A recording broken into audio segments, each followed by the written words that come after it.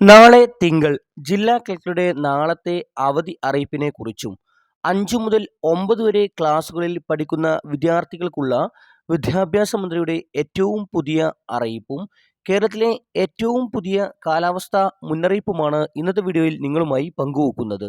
വിശദമായ വീഡിയോയിലേക്ക് കടക്കുന്നതിന് മുമ്പ് ഈ വീഡിയോ ആദ്യം ഒന്ന് ലൈക്ക് ചെയ്ത് കാണാൻ ശ്രദ്ധിക്കുക.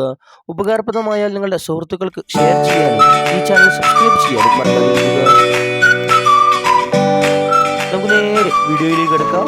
സമഗ്ര ഗുണമേന്മ വിദ്യാഭ്യാസ പദ്ധതിയുടെ ഭാഗമായി അക്കാദമിക് മോണിറ്ററിംഗ് ശക്തമാക്കുന്നതിനായി പൊതുവിദ്യാഭ്യാസ വകുപ്പ് ഉന്നതതല യോഗം തീരുമാനിച്ചുവെന്ന് മന്ത്രി വി ശിവൻകുട്ടി.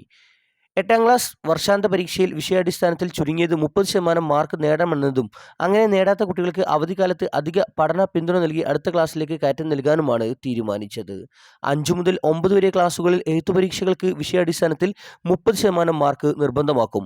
ഇത് കുട്ടികളുടെ മികവിനെ 30%ലേക്ക് പരിമിതപ്പെടുത്തുവാനോ അരിച്ചു കളയുവാനോ അല്ല, മറിച്ച് എല്ലാ കുട്ടികളും പാഠ്യപദ്ധതി മുന്നോട്ട് വെച്ച അഭികാമ്യമായ തലത്തിലേക്ക് ഉയർത്തുന്നതിനാണ്.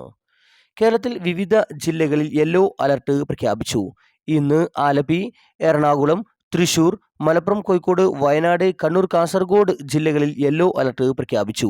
നാളെയും കോഴിക്കോട്, വയനാട്, കണ്ണൂർ, കാസർഗോഡ് ജില്ലകളിൽ യെല്ലോ അലർട്ട് പ്രഖ്യാപിച്ചിട്ടുണ്ട്.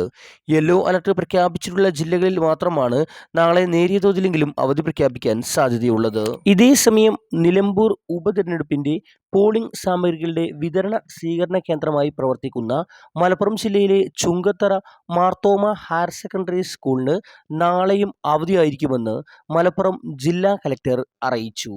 കൂടുതൽ അവധി വാർത്തകൾക്കായി ഈ ചാനൽ സബ്സ്ക്രൈബ് ചെയ്യുക. Thanks for watching.